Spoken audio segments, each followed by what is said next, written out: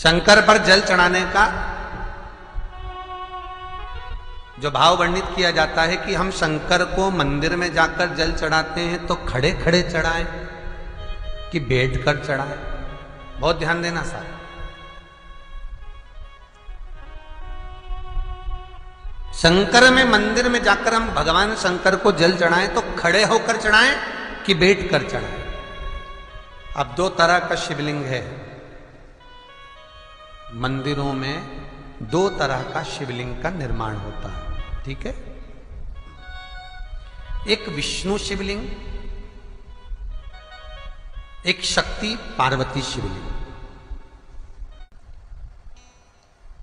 दो तरह का शिवलिंग मंदिरों में होता है, दो तरह का शिवलिंग मंदिरों में होता है। समझ लेना बहुत अच्छी तरह से। एक शिवलिंग वो होता है जो जमीन पर डायरेक्ट जलाधारी रहती है, शिवलिंग रहता है, ऐसी जलाधारी पूरी की पूरी, और शिवलिंग जमीन पर रखा रहता है, भूमि पर रखा रहता है, डायरेक्ट जमीन पर। आप जल ले जाकर चढ़ाए, निकल गया रास्ते से। एक शिवलिंग जो जमीन पर डायरेक्ट शंकर भगवान की जलाधारी और शिवलिंग रखा रहता है, वो शक्ति शिवलिंग कहलाता है। पार्वती का हस्त कमल उस शिवलिंग के सम्मुख में, और दूसरा शिवलिंग एक डमरू जैसा होता है। अब वो हम उसको कैसे वर्णन, डमरू शिवलिंग होता है, ऐसा उसका स्टैंड होता है, ऐसा स्टैंड होता है, नीचे शिवलिंग रखने की जगह होती, फिर ऐसा होता है, फिर उसके ऊपर इस तरह शिवलिंग रखा होता है। देख, दर्शन करें आप लोगों ने।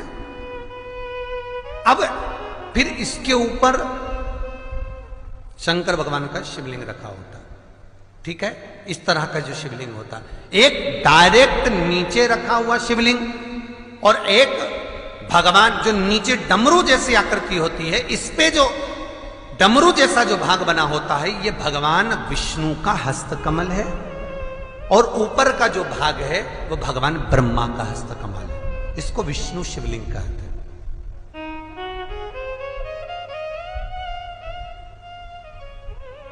इसको हरीश्वर महादेव भी कहा जाता है। कौन सा महादेव कहते हैं? हरि सर्वेश्वर महादेव। हरीश्वर महादेव भी कहते हैं, हरि सर्वेश्वर भी कहते हैं। तो डमरू जैसा जो शिवलिंग का निर्माण हुआ है मंदिर में, अगर शिवलिंग ऊंचा है, शिवलिंग थोड़ी सी हाइट पर है, ऊंचाई पर है, और डमरू जैसा भाग फिर उसके ऊपर जलाधारी के बाद शिवलिंग निर्माण किया गया है, तो वो विष्णु शिवलिंग कहलाएगा, वो हरीश्वर शिवलिंग कहलाएगा, वो हरि वंश शिवलिंग कहलाएगा, हरीश्वर कहलाएगा। और जो डायरेक्ट सीधे जो रखा हुआ है, 12 ज्योतिर्लिंग के अगर आप दर्शन करेंगे तो कहीं पर भी आपको विष्णु शिवलिंग नहीं मिलेगा, केवल एक नागेश्वर को छोड़कर जम के बोलिए, केवल एक नागेश्वर। नागेश्वर को छोड़कर बाकी के जितने 12 ज्योतिर्लिंग में शिवलिंग के दर्शन करोगे सब शक्ति शिवलिंग मिलेंगे, सब जमीन पर। आप जितने भी देखेंगे, काशी का देखेंगे, महाकालेश्वर देखेंगे, तो डायरेक्ट जमीन पर जलाधारी बनी है महाकाल बाबा की, डायरेक्ट जमीन पर बनी है, कोई ऊंचाई नहीं है, डायरेक्ट जमीन पर, फिर शिवलिंग है। ओमकारेश्वर देख लीजिए, ममलेश्वर देख लीजिए, आप चाहें तो विश्वनाथ देख लीजिए, डायरेक्ट जमीन पर। सोमनाथ देख लीजिए, डायरेक्ट जमीन पर। केदारेश्वर देख लीजिए, डायरेक्ट जमीन पर। भीमाशंकर, वैद्यनाथ, डायरेक्ट। आप वैद्यनाथ जी के लाइव प्रसारण कभी चालू कर देखना, डायरेक्ट जमीन पर, डायरेक्ट। तो जितने भी शिवलिंग हैं सारे के सारे शक्ति शिवलिंग हैं। जो डमरू के भाग पर रखा हुआ है वो हरीश्वर शिवलिंग, विष्णु के हस्तकमल पर जो रखा है, तो शास्त्र कहता है आप शक्ति शिवलिंग का जब जब अभिषेक करें, बहुत ध्यान रखना अपनी जिंदगी में इस प्रसंग को श्रावण के महीने में बहुत ध्यान रखना। आपके आसपास में भी मंदिर हो तो उस पर ध्यान रखना। जो शक्ति शिवलिंग हो उस पर जब भी जल चढ़ाना तो बैठकर चढ़ाना, बैठकर चढ़ाना। शक्ति शिवलिंग पर जब भी जल चढ़े, भले शिवलिंग कितना भी ऊंचा हो, कितना भी ऊंचा हो, तो संघी से चढ़ा दो, पर जल बैठ कर चढ़ाइए।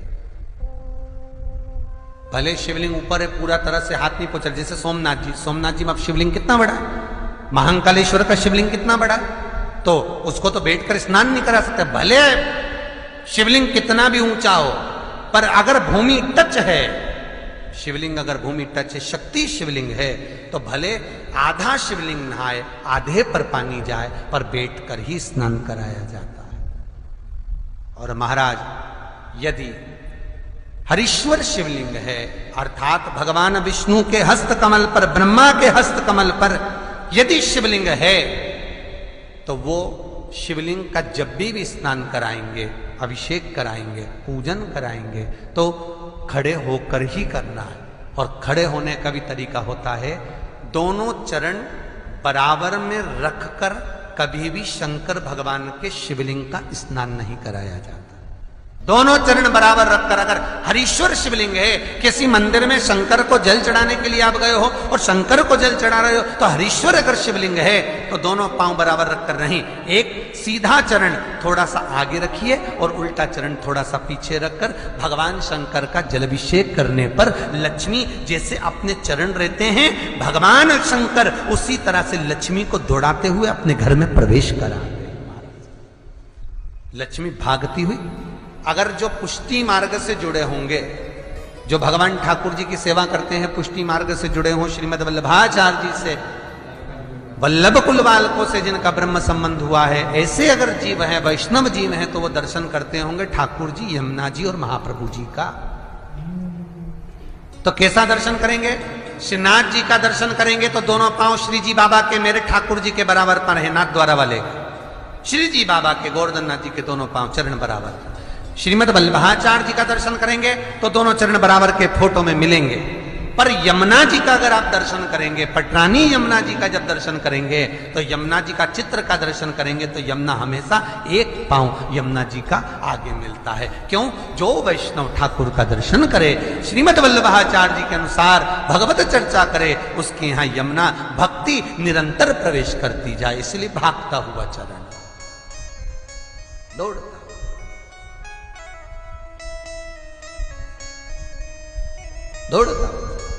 तो शंकर भगवान का अगर हरीश्वर शिवलिंग है, कहीं शिवलिंग डमरू आकृति पर, अगर ऊंचाई पर है, हरीश्वर है,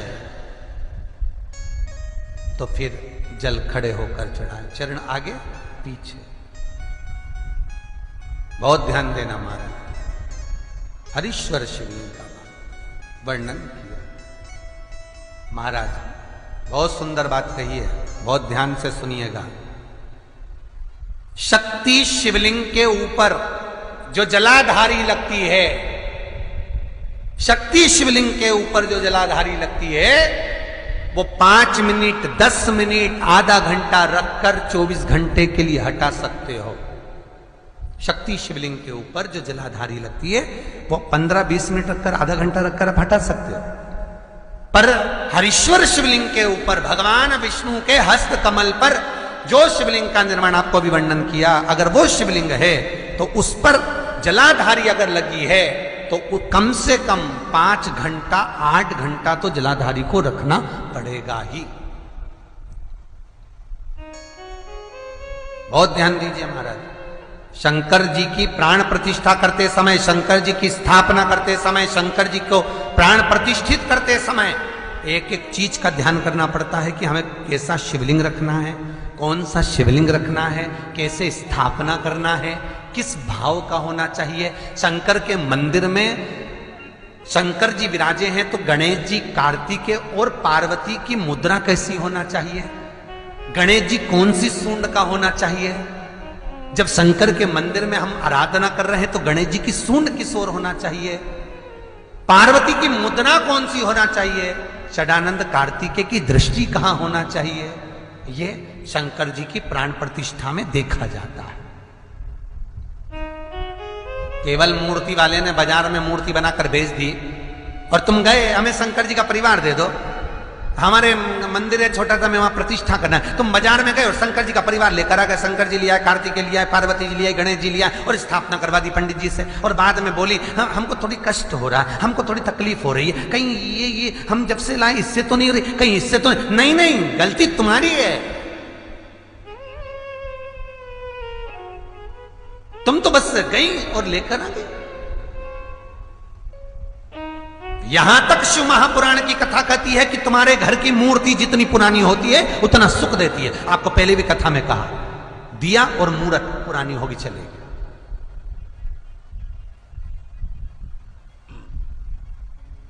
पुरानी चढ़े हुए जल को जब आप थोड़ा सा लेकर आते हो, आपको बताया था ना कि खाली लोटा नहीं लाना चाहिए, खाली कलश शंकर जी के मंदिर से वापिस नहीं लाना। शंकर भगवान को जल चढ़ाया, चढ़ाने के बाद थोड़ा सा जल हाथ में या कटोरी में या कलश में झेल लिया, भले 2 बूंद लाओ पर अपने घर पर लेकर आओ। उस 2 बूंद जल का भी स्पर्श कलश के अंदर हाथ की 3 उंगलियां लगाकर अगर त्रिशूल पर टच कर कर मात्र आपने उस कलश के अंदर लगा दिया और वो जल भी आपने अपने घर पर छोड़ दिया, छीट दिया या उसका आचमन मात्र हो गया, तो व्यक्ति का यश बढ़ना अपने आप प्रारंभ हो जाता है, उसकी यश की प्राप्ति उसको होने लगती है। शिवलिंग पर जल चढ़ाने का नियम जाने और